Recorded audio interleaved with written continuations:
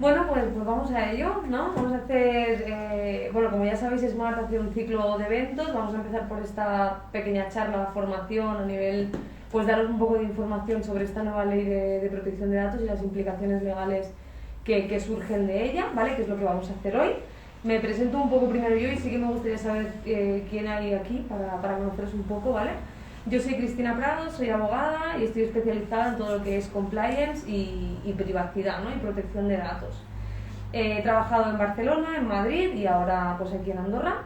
Soy socia directora del despacho CP Legal Consulting, que es un despacho que se dedica exclusivamente a temas de cumplimiento normativo.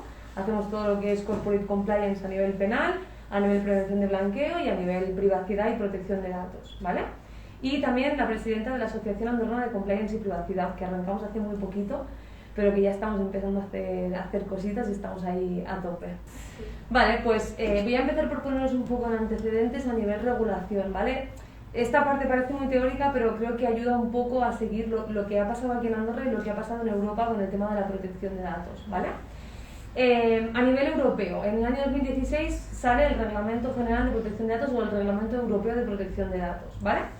Este reglamento lo que hace, anteriormente en Europa había una directiva, no me quiero extender demasiado, pero este reglamento lo que hace es proteger más, a nivel resumen, los derechos de las personas y la protección de los datos personales, ¿vale?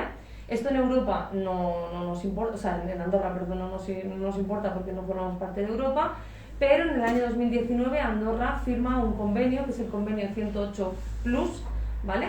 Y en él lo que hace, a modo de resumen también, es decir, vale, pues a partir de ahora lo que haremos es modificar nuestra regulación de manera que nos orientaremos a lo que desde Europa se está haciendo a nivel privacidad, ¿vale?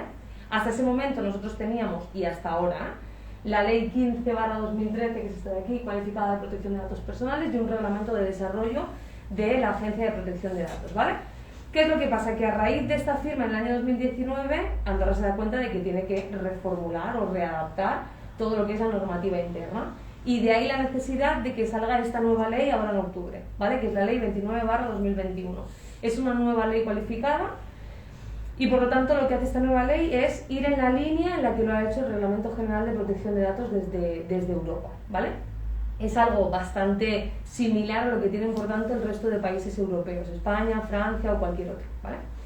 ¿Qué implicaciones tiene esta regulación? Claro, esta nueva ley lo que hace es decir, bueno, pues damos 6 meses a todas las empresas del Principado para que se adapten, porque lógicamente no puede salir una ley y decir, vale, pues a partir de mañana esto entra en vigor, porque entonces nadie estaría cumpliendo.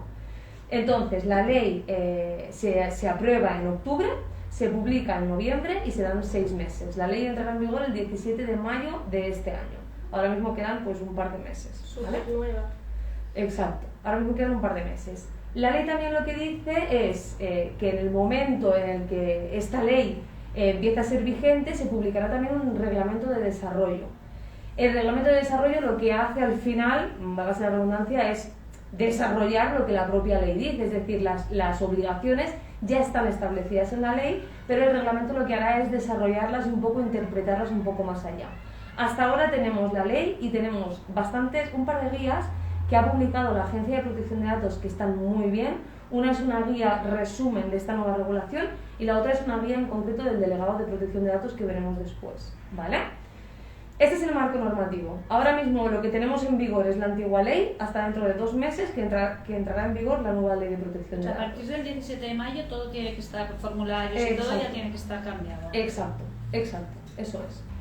Conceptos básicos para entender la formación. Aquí tampoco me voy a detener mucho. Datos personales, tratamiento de datos personales y bases legitimadoras. Un dato personal es cualquier dato que identifica o que hace identificable a una persona física.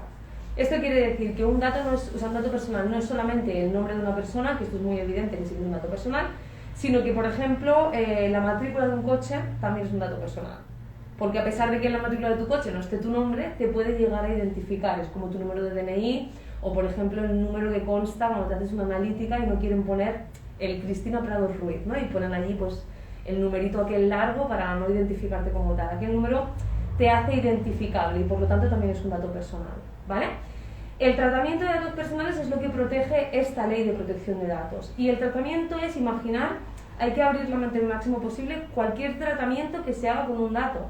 Es decir, desde la recogida del dato hasta cómo almacenamos el dato, para qué tratamos ese dato, cómo borramos ese dato. Es como cuando cogemos un dato personal, toda la vida y todo lo que hacemos, ¿no? Digamos, con ese dato hasta el momento en el que el dato se borra, todo eso forma parte del tratamiento del dato personal, ¿vale? Y luego tenemos las bases legitimadoras. Esto normalmente lo pongo aquí para dejar claro este concepto porque a veces se malinterpreta. Para tratar un dato personal hay veces que necesitamos el consentimiento de la persona afectada y hay veces que no necesitamos el consentimiento. Esto suena raro, pero imaginaos, por ejemplo, os pongo un ejemplo, el dato de un cliente para enviarle información comercial. Lógicamente el cliente tiene que darme su consentimiento, porque claro, si no, imaginar, ¿no? Sería abusivo que yo le enviara a clientes información comercial mía. Ahora bien, imaginemos un contrato de trabajo con un trabajador nuestro. ¿El trabajador tiene que consentir su tratamiento de datos? Claro, aquí la base legitimadora no es el consentimiento del trabajador, sino en sí la relación contractual que hay entre las dos partes, ¿no? Al final, si tú trabajas para mí o yo trabajo para ti, hay una relación entre las dos partes que hace inevitable que haya ese tratamiento de datos y por lo tanto si no aceptaras ese tratamiento de datos sería tan evidente como que no puede existir esa relación y ya está. Vale. El concepto es un poco este, la base legitimadora no es solo el consentimiento sino que hay mucho más, como por ejemplo la ejecución de un contrato, ¿vale? Y luego la segunda parte, responsable y encargado del tratamiento, destinatario de los datos, persona interesada y autoridad de control. Estas son las partes que juegan en todo lo que es la protección de datos, ¿vale? Diferencia entre responsable y encargado. El responsable del tratamiento es el dueño de los datos, ¿vale? Ahora pondremos un ejemplo. Y el encargado del tratamiento es el que trata estos datos por cuenta del responsable. Vamos a poner un ejemplo. Yo soy la responsable del tratamiento de los datos de mis clientes, pero por ejemplo tengo externalizada la contabilidad. Por lo tanto hay una empresa externa que me lleva esta contabilidad. Y por lo tanto... Sí, porque se ha bloqueado. Y por lo tanto yo soy la responsable de los datos de mis clientes, es decir, yo he recabado estos datos de mis clientes con un procedimiento en concreto a través de unas cláusulas, ya sean informativas o de consentimiento, etcétera, etcétera. Yo soy la responsable incluso de la seguridad de esos datos, pero hay un proveedor de servicios que inevitablemente tiene acceso a los datos de mis clientes para llevarme la contabilidad. Vale. Este tercero, este proveedor de servicios, es un encargado del tratamiento. Tratará los datos únicamente para prestarme el servicio que yo he contratado con él. Y por lo tanto, si nuestra relación se interrumpe por el motivo que sea, el encargado de tratamiento estará obligado a eliminar estos datos y en cualquier caso no los puede utilizar para otras finalidades, ¿no? Imaginemos que dice, ostras, pues mira, esta cartera de clientes la puedo utilizar para enviarles información comercial mía. Pues evidentemente esto no puede hacerlo. En esta relación entre responsable y encargado existen los contratos de encargo de tratamiento, que también luego hablaremos de ellos.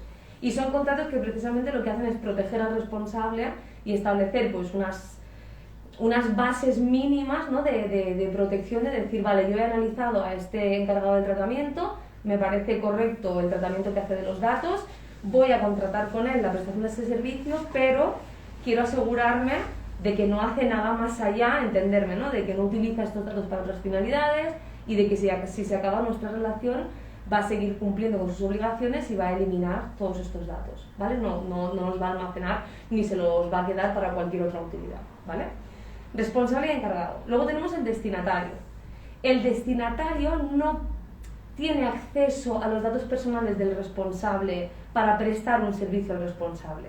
El destinatario es a quien yo le doy los datos directamente. ¿En qué casos? Pues imaginamos, por ejemplo, que mi empresa forma parte de un grupo de empresas y yo quiero que mis datos no sean solamente míos, sino que quiero recogerlos teniendo en cuenta que los tendré yo y 3 empresas más que formamos parte del grupo. Vale, pues aquí hay que tener en cuenta que a la hora de hacer la recogida del dato debemos informar de todo esto y que la persona lógicamente acepte esta, en este caso, cesión de datos a otros destinatarios, que no encargos del tratamiento, ¿vale?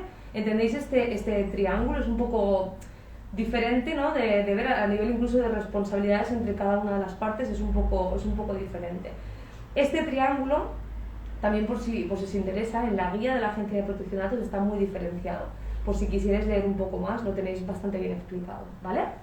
Y por último, persona interesada y autoridad de control. La persona interesada es cualquier persona cuyos datos son tratados por el responsable del tratamiento o por sus encargados y destinatarios, ¿vale? Cuando pensamos en persona interesada, pensamos que solamente son interesados los clientes, y en realidad no es así. Están los clientes, pero también están los trabajadores, están incluso los candidatos que no son todavía trabajadores, pero que tenemos sus currículums, están los proveedores, los colaboradores, hay un repertorio amplio de categorías, en este caso, de personas interesadas, ¿vale? No son solamente, porque a veces nos obcecamos, no son solamente los clientes los que son parte interesada, sino que el abanico es un poco más amplio, ¿vale? Y la autoridad de control, que en este caso, luego lo veremos también, pero aquí en Andorra tenemos la Agencia Andorrana de Protección de Datos, y es la autoridad que tenemos aquí en Andorra y, por tanto, la autoridad competente incluso para inspeccionar o para sancionar, ¿vale? Esto luego lo veremos.